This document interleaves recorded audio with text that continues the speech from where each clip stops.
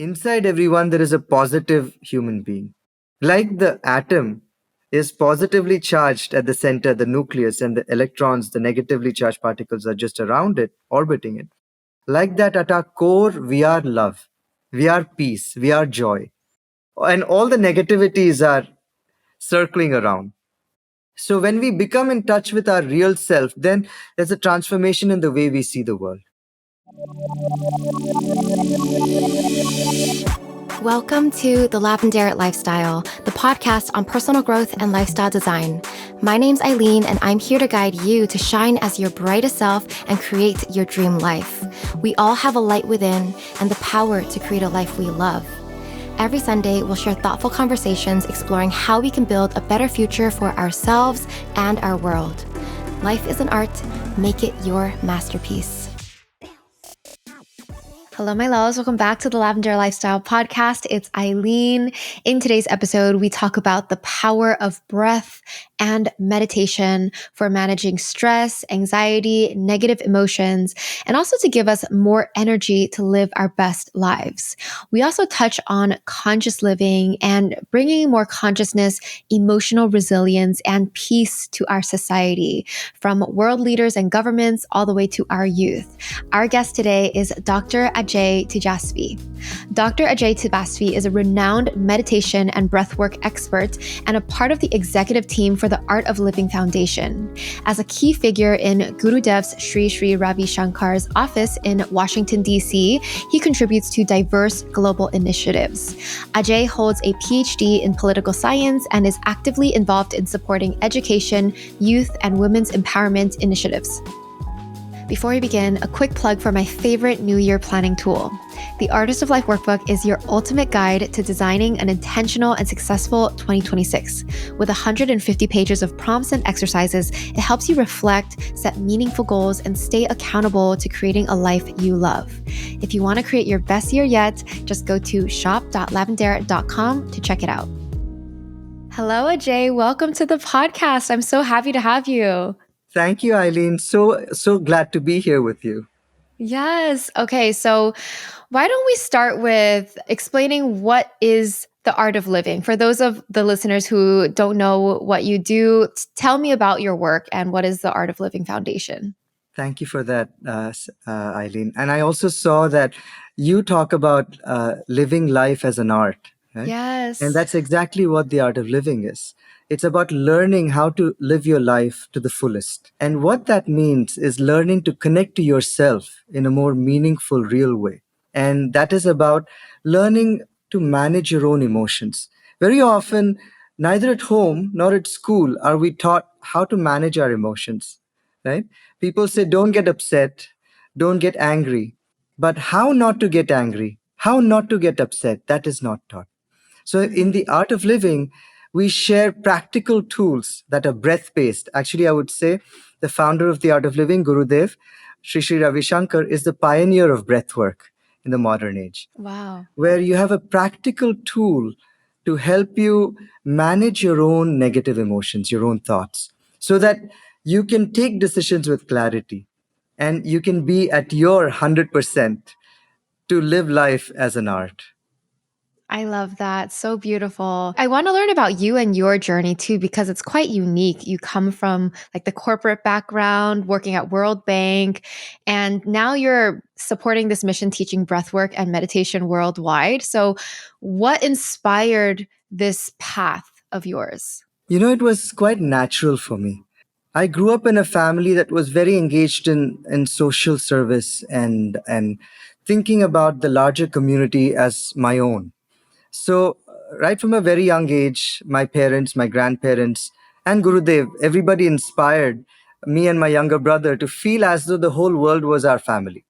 So, it was quite natural for me to feel what more can I do for this world.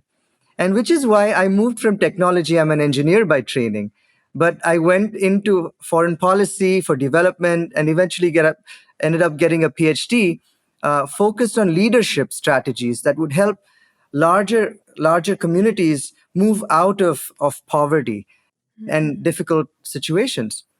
While I was doing this, I ended up at the World Bank for about 15 years. and I was focused on how can leaders feel more connected and more committed to their cause. And I found that the work of the art of living was very synergistic to this cause, where most leaders, I would say, have too much to do, not enough time, and not enough energy.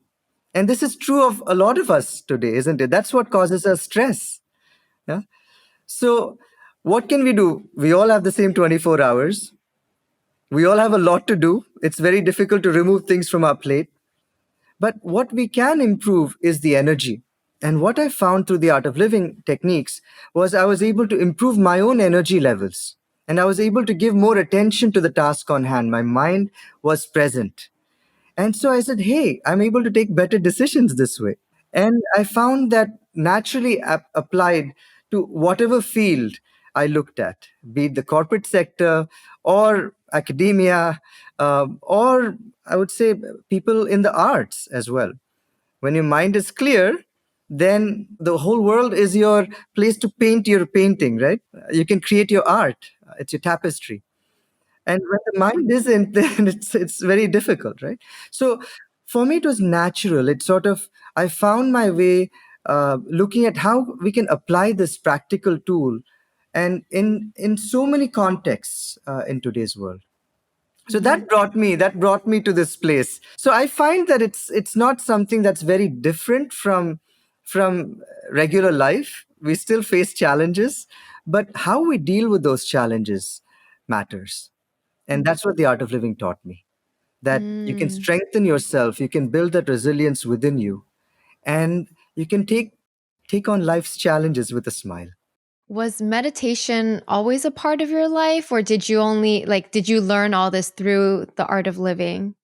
I learned it through the art of living. I So I see. learned to meditate when I was 15. And before that, I would see folks around me with their eyes closed. So I would just sit down sometimes with my eyes closed. But I learned the art of living Sahaj Samadhi meditation technique when I was 15. And ever since then, that helped bring a lot more clarity. You know, when we're in our teenagers, there's a lot going on, right? Lots of things happening in our own minds. And what I found was this helped me give the mind a little bit of a pause, so that I could just regain my energy and then take on the day, whatever it was. So I learned this, and over the years, I've found that its impact has grown within me. I find that I don't get as angry anymore, and even if I do get angry, I'm able to like snap out of it quickly. Mhm. Very often I find people, especially people who are quite intellectual and intelligent also, dare I say, are more prone to anger. They feel like, because they want everything to be perfect, right? When something is not perfect, then they get upset about it. And then what happens is that you end up punishing yourself. You're upset, you're angry, not just with yourself but with others, and then that just sours the whole day. What I found these techniques helped me was snap out of it much sooner. So I found that over the years, it has helped me be more present and be able to connect with people around me in a more real way. Time for a quick break for today's sponsor, Shopify. Courage isn't the absence of doubt. It's deciding to move forward anyway. It's building something meaningful even when you can't see the entire path. It's believing in your vision enough to take that first step. When I look back at every meaningful thing I've created, from Lavender to the Artist of Life workbook, they all started with that one moment of deciding, this matters enough to figure it out. Shopify made that figuring out so much simpler. Suddenly, I wasn't drowning in systems and admin, I was building my dream. Shopify powers millions of businesses worldwide and is behind 10% of all e-commerce in the US. With hundreds of beautiful templates, AI-powered tools for content creation, integrated marketing and email campaigns, plus complete logistics management, Shopify becomes your business partner from day one. You bring the vision, Shopify brings everything else. Turn your big business idea into with Shopify on your side.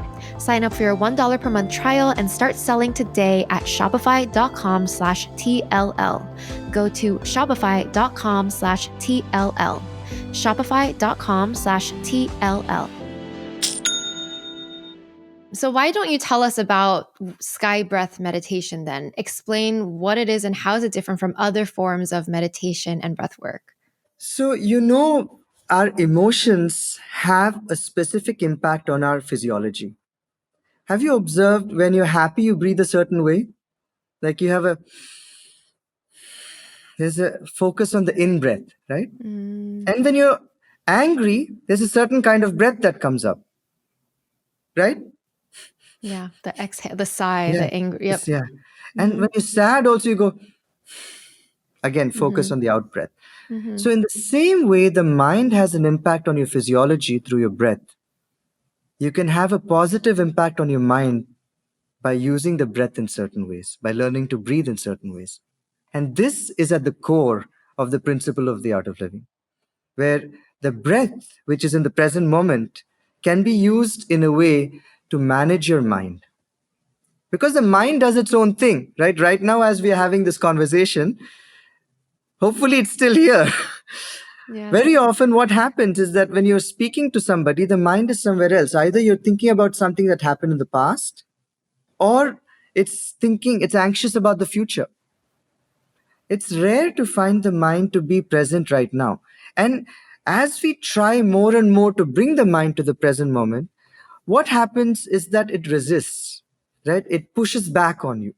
And it's very hard, right? You've tried to tell yourself to fall asleep before an early morning flight, and somehow you find yourself in bed, staying awake for longer, right? So it's important to understand that the mind and the body work on opposite paradigms. For the body to be in peak condition, effort is needed. You need to work out, you need to eat right, you need to be able to sleep just the right amount of hours that you need, 6 to 8 hours. But for the mind to be in peak condition, you need to learn how to relax, to let go. And this is where the breath is a powerful tool. The breath helps us bring the mind to the present moment. You're attaching the mind to the breath in that sense. So, the sky breath meditation is a rhythmic breathing technique which helps you harmonize your thoughts and emotions with the present moment. And the result of it is deep relaxation as well as awareness. So this is a very rare combination. A lot of scientific studies have gone into this technique over the last 45 years. 247 research studies where they find that this program helps you get to that state, that flow state, where you're both relaxed as well as alert. Mm-hmm. The sky breath is very unique in that sense that it uses the breath. You harness the power of the breath to bring the mind to a state of calm. Can you demonstrate an example of the sky breath meditation? Is there only one way to do it, or are there different types? So, the sky breath meditation itself is something that you learn over a period of 6 hours, which is spread over 3 days. So, there are about 40,000 instructors of this technique around the world, Mm. including here in Buenos Aires, in Argentina, where I am.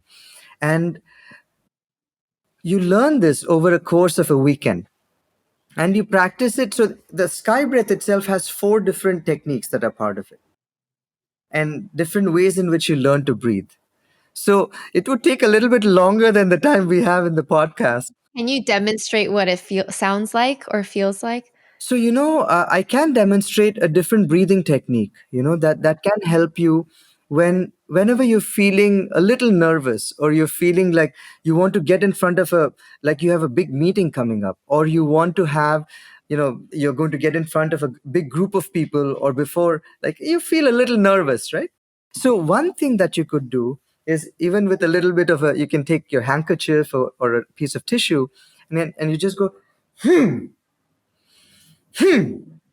you've seen children do this, right? When they're angry, what Mm. do? They stomp their feet and go, right? And it's called the breath. Yeah. Mm. So you can do that like 3 to 4 times, and then you feel a rush of, I would say, valor, or that comfort. So Ah. there are different breaths, different breathing techniques that you can use in different situations. And these are some of the tips and tools that you learn in this sky breath workshop. I see. So you're saying there's, well, how many different types of breath techniques are there? I would say there are hundreds of them. There are many, Okay. many different kinds. But in the sky breath technique, you learn some core basic breathing techniques that will help you on your I would say on your path I see. to help manage your mind and feel more relaxed and present. I So see. I the see. core is the sky breath, the Sudarshan Kriya Yoga, which is this rhythmic breathing technique. But this is the breath. Hmm. Yes. It's almost like invoking the valor within you. You can try it if you feel next time you can. Yes, yes. So that's an example of a simple practice, but can you explain what's an example of like a complex or the most expert level of breath work? Obviously, we're not there, but you must have so much experience. What is a complex breath work practice? This is the beauty actually of the art of living. The mind likes to find something very complex, very difficult to do, because it thinks that, like I said, no, it's the same paradigm, which is effort. The mind is used to that. You feel like you have to work hard to get ahead in life. You have to, like, Uh-huh. really, with the mind, it's a different paradigm. The harder you try, the more fleeting it becomes, the more Ah. difficult it is to manage the mind. So the simpler, the better for the mind. Oh, I love that. So, which is why even a few deep breaths in and out, it can settle the mind immediately. So, Yes, the mind and the body again work on opposite paradigms. Simpler, the better. So, the sky breath is a simple yet profound technique. It's a rhythmic breathing that you will learn on the program. I see. There are techniques that are harder, right? Where you hold the breath for certain counts and you breathe in certain ways and so on. But the way in which you start is through just understanding the core way in which we breathe, right? You wanted to learn one technique, right, that you learn on the program. So just observe yourself. Take a deep breath in and breathe out. Now as you breathe in, observe if your stomach expands as you breathe in, or is it contracting when you breathe in?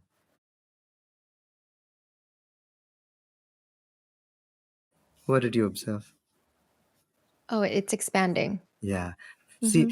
that a lot of people, because of stress, what happens is that they end up breathing the other way. When they breathe in, the stomach goes inside, and when they breathe out, the stomach comes outside. It's important to remember that we're like, our insides are like the diaphragm is like a balloon. When you breathe in, it expands, and when you breathe out, it contracts. Because of stress, somehow our breath has been twisted to a different way. So the first thing that you learn is this, and many people find this corrective in their own lives, that their breathing style had changed from the time that they were a baby. Right? So this is called a full yogic breath. When you breathe in, you breathe into your stomach all the way. Expand your stomach, expand your chest, and then as you breathe out, let the stomach fall in and the chest fall in as well. So the basic technique. Yeah. Yeah, that's one fundamental technique that you learn. One issue that a lot of people suffer from is like sleep issues or anxiety. I feel like they're very common struggles. So, do you have any specific breath or meditation practices that can help someone fall asleep more easily or just calm their nervous system? Absolutely, absolutely, Eileen. Just for this, we have what is called the sleep and anxiety protocol. So it's a set of different techniques and exercises which you learn again. It's over a weekend that you can learn. Again, couple of hours each day, and what you end up with is a simple technique or an array of techniques that you can use at different times, both to manage your anxiety as well as be able to sleep better. And as you know, there are some things for sleep hygiene, right? As you know, keeping your devices away, not using them for maybe 30 to 45 minutes, I know ideally 1 hour before you sleep, just winding down, reflecting on the day's events, just what happened, taking a few deep breaths in and out just before you sleep, 10 deep breaths in and out. can help people sleep as well. But we have a full program that can help people. So these are three things that I just mentioned. And, washing your feet with warm water, and washing your face and hands, and just relaxing, just consciously taking your attention to different parts of your body. Mm, All these will help. yes, like getting out of the mind. Yeah, just Hmm. helping yourself unwind. But here again, the breath will help as well. And for the anxiety part, as I shared the technique about the technique, that is Hmm. one of the techniques to help you overcome anxiety. But Hmm. there are other breathing techniques as well that you will learn that can Yeah. help. Of course, also spending some time out in nature can help. So make carving out a window within your daily schedule. I know a lot of us work in big cities, but the lucky part is that we have parks around. So making it a point to go for a walk, even in the middle of your busy schedule, trying to take some meetings on the phone where you can walk and talk, or spending some time out in green spaces. All of these will also help the mind relax and also reconnect with nature. What has happened here is that we've become so disconnected from nature, and that causes a lot of these the breaking of the rhythms within us, the natural rhythms within us. I have a question about breathing techniques. So, when you say take deep breaths, is it only in through your nose and out through your nose? There's people have different ways of breathing, right? Using your nose or your mouth. But what's the difference between like nose breathing, mouth breathing, or a balance of both? So, yes, there are different techniques. And at different times, different techniques can be employed, right? Especially athletes who train very hard, breathe in through their nose and breathe out through the mouth. That is one way of breathing as well. But as you learn the fundamental practice, we encourage you to breathe in through your nose and breathe out through your nose. Because this is the organ that has been specialized, right? Physiologically as well. We have the little small nose hair inside that filter out any of the particles. It also helps go in completely. It has a little bit of the moisturizing effect as well. Versus, if you've noticed, if you breathe in and out through your mouth, your throat feels dry very soon. But when you breathe in through your nose, it's a whole different experience. So, some of these things you can experience yourself, you can experiment. But breathing through the nostrils is what is recommended in yoga, especially during yogasanas. So in the art of living programs, you learn various techniques again through the nostrils, and there are some techniques also that where you breathe out through the mouth, but those are more specialized. So you're saying most are using nose breathing. Yes. For instance, if you feel like you have a lot of, I would say, like a lot of pressure in your head, if you're feeling like more hypertensive in one sense, right? You feel a lot of tension. What you can do is called the straw breath. You breathe in through the nose and breathe out as if you have a little straw in your mouth,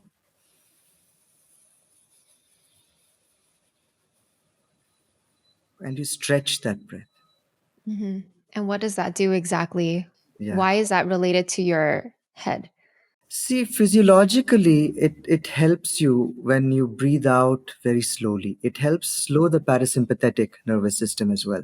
And as you are probably aware, that the breath and the parasympathetic have a very deep connection to our state of mind as well, right? So all of these are interconnected. So when the breath is used in a certain way, it has a specific impact on different parts of our physiology that way. So Yeah. it's quite fascinating actually. Yeah, it really is. Even this rhythmic breathing, the sky breath meditation, it has actually had an impact at the genetic level. It has increased the length of the telomeres, which is what determines your longevity, which influences your immunity. So just even breathing right, just Yeah. using the full capacity of our lungs. We use Yes. less than 30% of our lung capacity. Wow. So, by learning these techniques, we can expand that use of lung capacity and heal ourselves. There is great healing power within ourselves. And the breath holds so many secrets. It's not just even at the physiological level, you feel good, at the mental level, also, you feel good. And when the mind calms down, then naturally the inflammation in the body also calms down. Yeah, yeah. It's all interconnected, right, It Eileen? really is. And if you notice when you're in those anxious states or anger or just in negative emotion states, you're not breathing slow and deep. You're breathing short and fast. When you Exactly. get nervous, you're breathing short and fast. And Exactly. so the key is like slowing down the breath to calm your body down. Yes, and different ways, not necessarily only slowing down. See, you also want to be able to expel those negative emotions in one sense. You want to be able Ah, to get rid of yes. it. Very Yeah. often we suppress it. You want to be able to get rid of stress. You want to be able to get it out of your system. And that's where the breath helps. It helps you get rid of the toxins from the system. So, what research has shown is that it doesn't only help the mind, but also reduces the stress hormone, cortisol, in our blood. Yeah. And long time practitioners have like half the cortisol levels of a beginner. I see. So when you say expel it through your breath, do you have a technique or something that you can share? You're just saying just the practice of The breathing. practice, the practice. It's not like screaming or breathing No, no, harder. no. That will make you more stressed. I Yeah. see. What I mean is, like, see, stress is what gets in the way. And often stress is because of lack of energy, right? You want to do more, but you're not able to. Like I said, no, initially also, it's that, say, we have limited time, a lot on our plate, and not enough energy, not enough time, too much to do, and not enough energy. So what is it that's in our hand? What we can do is address the energy part of our equation, right? So there, paying some specific attention to food, the kind of food that we eat, because your food becomes you, isn't it? Right? So I would say, I mean, I'm not going to lecture about the benefits of vegetarianism or veganism here, but go research and see how eating fresh food, freshly grown fruits and vegetables, can help the body feel more nourished and help it recover, rejuvenate as well. And there's so many programs on nutritional healing, food as medicine rather than just food as fuel. So that's the first pillar, I would say, food. The second that we can attend to is the sleep, having a good sleep hygiene and sleeping the right amount of time. Most of us need 6 to 8 hours of sleep for the body to rejuvenate itself and for the mind to just feel that disconnection for some time as well, right? That's what happens in sleep. You don't have awareness, but there's rest. So, sleep, too much of it also makes you feel dull, and too less keeps you on edge, right? The third is the breath, the third pillar, where you use the breath as a source of energy. Different breathing techniques can help revive our energy in different ways. And the fourth is a pleasant state of mind. You see, many people say, when do you feel relaxed? It's like when I'm with loved ones or when I'm like doing something that I love, right? Listening to music, painting, spending time in nature, playing with my pets or playing with my kids or being with my loved ones, right? With family. When your mind is relaxed, then you also feel more energy. When you're anxious, when you worry for 20 minutes, you feel like you've done 8 hours of hard labor, isn't it? Mhm. Yep. Yeah. It's so interesting. The same time gets stretched. When you're happy, you can't, the time feels like it's flying. Yeah. But when you're unhappy, it's just stretched so much. Right? Yeah. So, understanding these different aspects of our life can help make a big difference in the quality of our life as well. You are quite busy and you travel and you have this job that's very high performance. So, how do you personally maintain that inner peace, balance, right? That pleasant mind as you go along your work? It's very easy for me, Eileen. I practice what I preach in one sense, and I have a role model. Really? Gurudev Shri Ravi Shankar travels to more than 40, 50 countries a year. He's constantly on the move. And his message is the same, that the light is within each and every one of us. And there's a veil of stress on it. You move the veil and look within. There's so much light that we have. And a lit candle can light others, isn't it? When you're happy, that's what you feel. You can Hmm. share.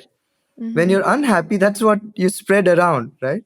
So here I feel like the techniques, I'm very disciplined about them. I do my practice. In the morning, I have, so what you learn in the Art of Living program, in the part 1 course, is this sky breath meditation, a rhythmic breathing technique. And it takes you 20 minutes of practice every day in the morning. So I do that practice, and I have my Sahaj Samadhi meditation, which is a complementary meditation practice, 20 more minutes in the morning. So a little bit of yoga and that. And in the evening, I have practice of Sahaj Samadhi meditation, 20 minutes as well. So like bookends to my day. Yeah. And I find that this keeps me energized. And what has happened over the years, Eileen, is that it's also this awareness of how interconnected we all are, whether we realize it or not. From the food that we eat, which comes from a farm, I don't know where. I had some really nice chips today. I don't know where that corn has come from. Some farmer, right, who grew it, and then it was packaged by somebody else. It was shipped by somebody else. These clothes that I'm wearing has been grown by somebody and made by somebody. Right?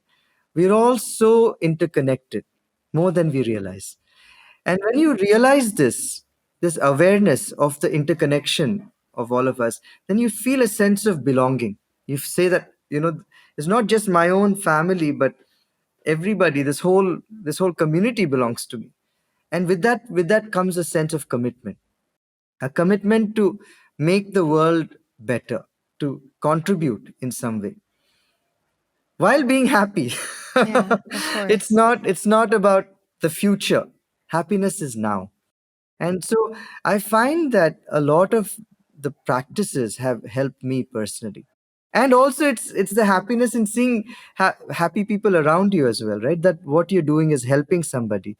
And that inspires me to I keep moving. see. How do you manage when things get difficult? It's challenging for sure, Eileen. There's a lot happening as well, and with all the technological transformation. So I try to constantly keep learning. So learning different ways of doing, different ways of being. And also I'm not shy to ask for help when I need it. I go back to the breath when it's difficult. So it's a practice. It's not Yeah. something that comes overnight. I would say you learn it over time with a practice, like with anything, right? It's like dental hygiene. You have to keep telling the children to brush all the time till they understand why it is like that. This is mental hygiene that I practice on a daily basis. And when the going gets tough, I do also look to wisdom. And I feel like when your mind is open enough, then you receive wisdom from everywhere around you. There's so many places to get. And in that sense, I'm very lucky to have a living teacher who's Yeah. understood the workings of this mind. For everything else, there's Google and Chat GPT, right? These days. Tell me more about working closely with Gurudev because I'm sure you gained so much wisdom, so many life lessons. How has he shaped your perspective on life and the world? With Gurudev, he walks the talk. That is the biggest thing that I've taken away, and the way I lead my own life. I find his simplicity, naturalness, and humility are very, very, very, very inspiring. Very down to earth, very practical, and at the same time reminding us that we are much more than just the mundane. It's like this one step on the ground while one foot in the air, Yeah. both, staying Yes. grounded and still being aware of the possibilities. Mm. So even today, he will open the door for people, be it an elderly lady or an elderly person. He will do what it takes. I've seen him personally go help make some food for the volunteers. He's not like, it's not like he's doing it out of compulsion. He does it naturally, and that is very inspirational. It's something that's very simple and profound for me to see somebody of that caliber, a leader of that caliber. And at the same time, I've seen him in a lot of peace negotiations. Given my background also in conflict resolution, I've worked with Gurudev on some of these different initiatives. And I see when he goes into a meeting, when he goes into a tough situation, he is open. He does not come with his own agenda. His agenda is peace. That's it. And it's a very Mm. simple approach that he says. He says, okay, we all know there are problems, right, on both sides. Why don't you propose your solution? Why don't you propose your solution? And let's see if there's something common we can agree on. And that helps build the trust. His openness, his simplicity is very disarming. You might have Yeah. seen some of his videos. It's very natural, very, very approachable as well. So I find that I continue to be inspired, and I continue to be amazed at the light of the spirit. It's like we are all so spiritual, isn't it, in one sense? I mean, people think spirituality is something that's far removed from real life. My experience has been completely different. Spirituality is what has helped me become more resilient. It has helped me become more committed to society, to make the world better than how I found it. So for me, it's that has been the experience. Yeah, yeah, it's a lot of things, but ultimately, he's someone who has the wisdom, lives the talk, but not only is he like up here so wise, but like you said, he's also grounded and he'll just be a caring person, just like an everyday caring person. He's not above or beneath anyone. And I think true spirituality is being able to see that we're all the same. Yes. No one's better than the other. He's not above. We're just on the same level and let's find out how to coexist in peace. He actually says this very beautiful thing. He says, spirituality is understanding that you go from being somebody to nobody, and from nobody to everybody. Oh, that's wise. You see that you're part of everybody and everybody is part of you. So it's very simple. He says that we need to think about human values. He was the author of the Universal Declaration of Human Values that was adopted at the UN in 2007. And he talks about treating others as you would want to be treated. Basic, that's it. Yeah. That is human values. Yes. Very simple. So, friendliness, care, Mhm. compassion. See, we all have this as children, right? Yeah. You wouldn't wait for somebody to invite you to play on the playground. Neither did I. Just go play with whoever is there on the playground. Mhm. Somehow, as in the process of growing up, we put all these different, layers around us. And that is where I find that this technique helps us, or these tools, and the wisdom helps us go back to our natural state, which is friendly, which is caring. Yep. That is what being human Yes. means. Now it makes me very curious that I know you've worked with leaders and governments in so many different countries. You seem like such a conscious spiritual person as a leader, but I'm sure a lot of other leaders are not exactly this way. So what makes conscious leadership different from traditional leadership? And how can we make some change in our leaders? They say a society deserves the leaders it elects in one sense. Yeah. But it's a beautiful Right. question that you've asked. And I've found that leaders represent a cross section of us, of people. And so change has to begin with us. The way we see each other, the way we treat each other, and the way we treat the world around us. I have found a lot of bias. There's a lot of inbuilt against any sort of spirituality. Hmm. In some parts of the world where I'd gone, people would say, "Oh, closing my eyes, that would mean letting the devil inside my heart." Right? So this is the sort of misconceptions that people have. Some of the things that we've had to do over the last 45 years, I would say, and personally myself, is to help educate, meet people where they are. So what they do understand is the language of science. And when you share even the physiological benefits that these programs have, as well as the clarity of thought and decision making that they can get, there is a little bit of an opening there. I see. And what I've found is most leaders are people like us. They want to be able to do the right thing, but the circumstances have molded their thoughts in certain ways. And also they have become closed to hearing anything new.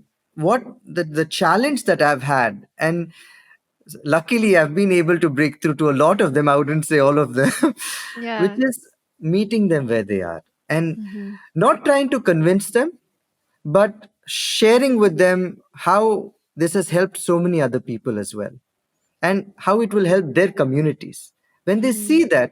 And it's just easy as breathing, you know when they feel that benefit themselves, then there's a transformation. Like Gurudev, I also believe that inside everyone there is a positive human being. Like the atom is positively charged at the center, the nucleus, and the electrons, the negatively charged particles, are just around it, orbiting it. Like that, at our core, we are love, we are peace, we are joy. And all the negativities are circling around. So when we become in touch with our real self, then there's a transformation in the way we see the world. And this is true even among leaders. And so a lot of it is also about stress. They don't have enough time and energy, right? So when you say this is something that will give you more energy to do the right thing, then they become more ready to do this. Again, it's about time. But as a student Yeah. of economics and political science, there's this theory that says when 1.3% of the population subscribes to a set of beliefs or values, then that becomes a movement that can impact the entire society. Wow. So, what we can do as conscious leaders in the world is to inspire others to think more reflectively, think more about how their actions or inactions are affecting people around, and help them find ways to manage themselves, their own minds and emotions. That then is the beginning of a transformation in society towards a more divine, a more happy society. I'm sure you have seen this trend in growth of these topics of meditation and spirituality in the past 10, 20 years. Are you seeing that trend as well in leaders around the world? And what is your take on that? Absolutely. I think more and more leaders today are embracing meditation and conscious breathing, conscious leadership, because they've seen how beneficial it is to others. They see that their peers are doing it and are more efficient. They're more on the ball. They're able to deliver and still have some energy left, right? I would say it's a virtuous spiral where people are becoming more conscious of their need to stay focused, because attention is the currency of leadership, right? You need to be able to give attention and you need to be able to hold people's attention as well. And for that, presence of mind is critical. And presence of mind can only come when you know how to manage your thoughts, which are Yeah. constantly flying around everywhere. Yeah. So I have seen a positive trend in that sense. Even here, we've met with several leaders, a few senators, and people in the law enforcement, as well as people in reform, people who are working in civil society, and all these leaders find that this is the biggest challenge of our time. Our young people are either stuck in aggression or in depression. They're swinging between these two extremes. Mhm. Now, how do they manage themselves? And what sort of a future are we trying to create? So, the work that we are doing is helping these leaders and their communities as well, Yeah. because all of us have minds. Yes. And we have so many challenges and so many technology that will distract us. Yes. Let's talk about the meditation programs you guys have brought to over 100 college campuses. So, what does that look like, and why is this work so important to you? See, this is the future of our society, right? This is the future of the world. These are the minds that will have to live not like in the distant future. This is in the next 5, 10 years when artificial intelligence is going to transform the entire landscape of work, of the way we manufacture, the way we live, right? Hmm. So, what is needed is for human beings to find the confidence and courage within themselves to tap into their own innate absolute intelligence. Gurudev calls it Yes. absolute intelligence, that gut instinct, that ability, that confidence in yourself to take on challenges with a smile. Yes. Yeah. Yeah. And intelligently, right? Hmm. Instead of being afraid of it. When you're afraid, that's when you make mistakes. And often a lot of us treat something unknown as like an adversary, right? We have an adversarial relationship with the unknown. What these programs have helped is helped young people deal with this uncertainty. It has helped them strengthen their minds, deal with the anxiety. So What does this program entail? It entails some of the breathing techniques, some reflective questions. What are we really here for? What does happiness mean to me? Reflecting on some of these questions and connecting with one another, connecting with your peers. See, we are so much connected now on social media, right? On LinkedIn, on Instagram, on YouTube, Facebook, millions of people, hundreds of thousands of people we're connected to. But how is it that so many of us feel alone and left out? This is the crux of the problem. Yeah. Helping people feel more connected. So, this work is very important to us because this is the future of our humanity. So, we're in 147 college campuses in North America. We're in 45 campuses here in South America as well. In Germany, another 50 campuses.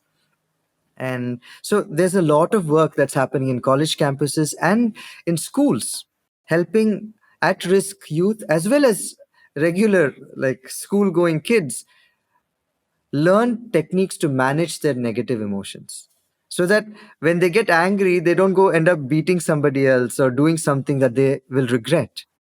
They're able to control it, manage it better, and deal with it in a more intelligent way. Yes. You said it right in the beginning where we teach so much in schools, but for some reason we don't teach this. We don't teach emotional management. We don't teach confidence. We don't teach resilience. And those are the things that we need the most in this current Absolutely. age with AI and technology. We need to lean into the human resilience and the human strength. Absolute intelligence. Yes, absolute intelligence. I love that.